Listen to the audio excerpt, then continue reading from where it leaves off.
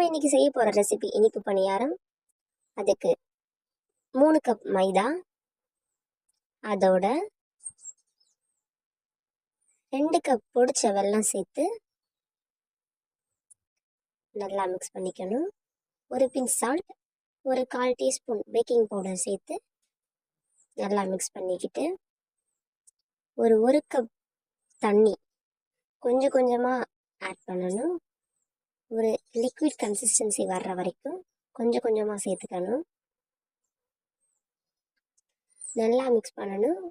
ஒரே பேட்டர்லே மிக்ஸ் பண்ணுங்கள்.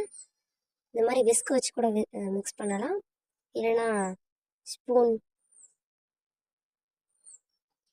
நல்லா கைவிடாமல் மிக்ஸ் பண்ணதுக்கப்புறமா ஸ்டவ் ஆன் பண்ணிக்கிட்டு பணியார சட்டி வச்சு ஆயில் ஆட் பண்ணிக்கணும்.